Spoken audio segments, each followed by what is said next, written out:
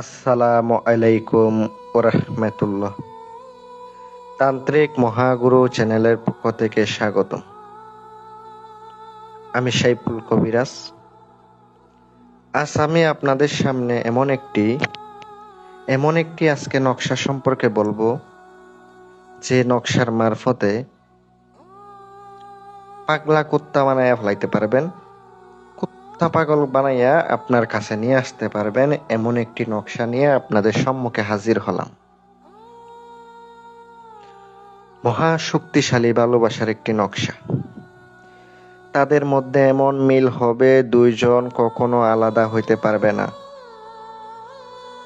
কাছে আসতেই হবে। এমন একটি আজকে নকশা নিয়ে আপনাদের সম্মুখে চলে আসলাম। সম্পূর্ণ ভিডিওটা দেখবেন, ভালো লাগলে লাইক কমেন্ট শেয়ার করবেন। পাশে থাকা বেল আইকনটি অল ক্লিক করবেন, যেন নতুন নতুন ভিডিও সবার আগে দেখতে পান। আর যারা চ্যানেলটি সাবস্ক্রাইব করেছেন, অসংখ্য অসংখ্য ধন্যবাদ। প্রিয় ভিউয়ার্স, আমি আপনাদেরকে আজকের যে নকশাটা, এমন একটি পাওয়ারফুল নকশা, এমন একটি শক্তিশালী নকশা, আগে কখনো দেখছেন কিনা কোনো ইউটিউব চ্যানেল আমি জানি না। সর্বপ্রথম আমি দিলাম। এই নকশাটা অত্যন্ত পাওয়ারফুল। এটা দিয়ে মনের মানুষ, ভালোবাসার মানুষ বশ করা যাবে। আপনারা যা আমারে ফোন দেন আমার নাম্বারে, আপনাদের কি আমি মাংনা কাজ করে দেব? টাকা দিতে হবে না। একটা কাজ করতে মালপত্র জিনিসপত্র লাগবে, ওই জিনিসপত্রের খরচ আপনারই দিতে হবে। অনেকে বলে আপনি দিয়া কইরা দেন, এটা কোনো কথা? আমার কাজ করার দরকার কি? আপনি নিজে করেন, যা যা খরচ লাগবে আপনারই হইব, আমার দরকার কি?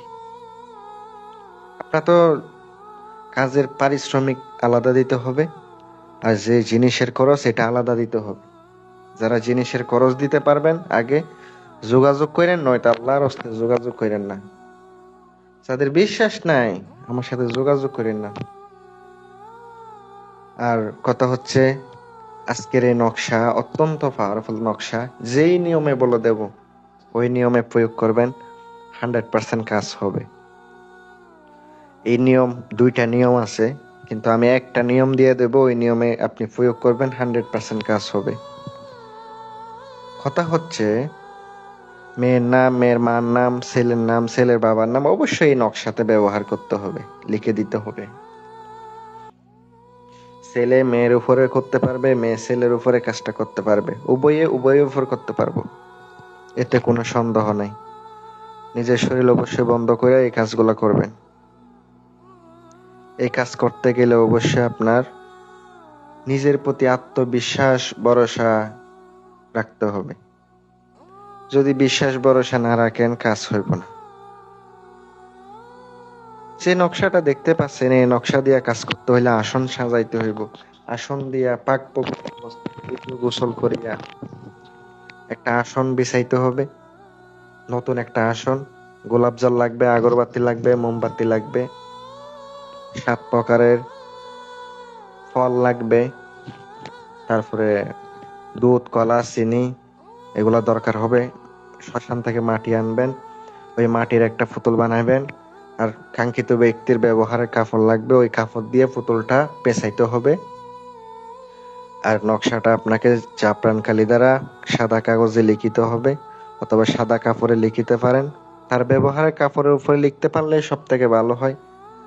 ওই পুতুলে ঢুকাইয়া দিবেন। নকশার মধ্যে আগরবাতি, ধোঁয়া, মোমবাতি চলবে, আর নকশাটা জাগ্রত করে নেবেন, প্রাণ প্রতিষ্ঠা করে নেবেন আর কি। প্রাণ প্রতিষ্ঠার মন্ত্র আমার চ্যানেলে দেওয়া আছে, করতে পারেন, সমস্যা নাই। তারপরে আপনি জাগ্রত করার পরে, জাগ্রত হয়ে গেলে সুন্দর করে আপনি এই কাজটি করবেন।